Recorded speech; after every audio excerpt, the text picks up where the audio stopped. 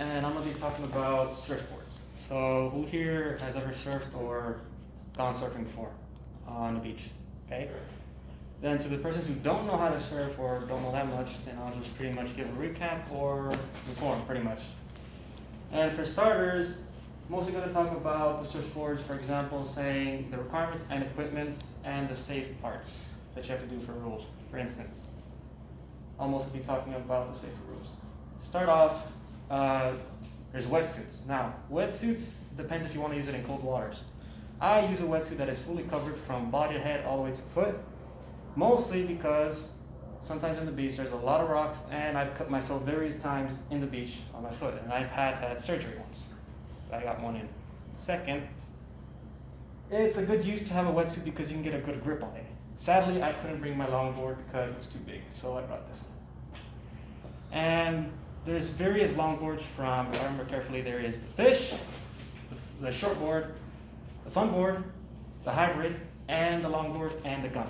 Now, the various boards are from small to navigating, mostly doing tricks, from the long ones to mostly straight lines and kind of a little bit navigation, but not too much. I mostly recommend the foam longboard for beginners. Why, you may ask? Well, you see, the foam longboard is pretty simple and easy. It has its good grip, it's friendly, it's easy paddle.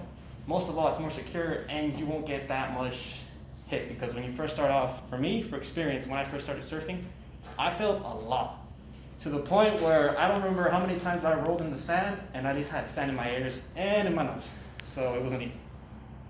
And mostly the reason why I'm recommending mostly the foam longboard is because it's more stable and it's more friendly. And the point of what I'm trying to say is it's pretty cheap, it's easier, and you don't need wax to make it more strongly gripped, because it's already have its own grip and it has its built-in grip. For example, the foam longboard has the attachment to attach 2 grips on the bottom.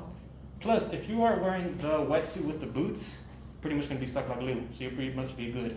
Second, the other part I'm going to talk about is getting in position in surfing. Now, in surfing, there's various ways you can get in position, but my way I learned faster was when being on the beach and getting in position, you find the right wave, but position paddled all the way up. Now, when you get into position, you'll see the right wave when you see the right tip where it's higher. When it's like that, when it's like exactly the right tip, you see it, you position yourself getting ready to surf, and you have to make sure when you're ready to stand up to pop the position, you gotta make sure the front of the board has a tip, the longboard. Now once the tip is fully down a little bit, that's when you know that's your go-to to go, or hurry up and pop up position. Now the pop-up position is pretty much where you gotta be from straight up from this. I don't know how to position it because it's not too big, but I'll try it as much as I can. So it's pretty much, you stand up with chest up, position your knees ready, and then you gotta pop up.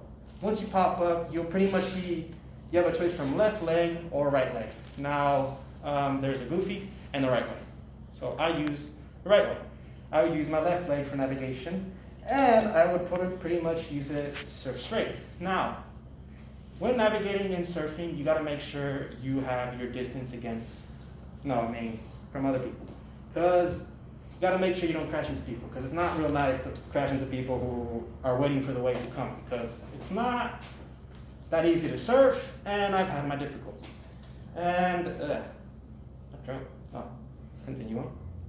Now another part is, the reason why I'm talking about surf and I like about it is because it's helping me with my coping skills. Now, I'm not that real well in talking, I have IEP problems, so this has helped me mostly be free, mostly in a way freedom. I feel more loose, not too stuck. In a way, I feel more liberally free. And it's helped me in a lot of ways. And I'm going to use it mostly more too in college. Because surfing to me is not life, but mostly I feel free. I don't feel too stuck up.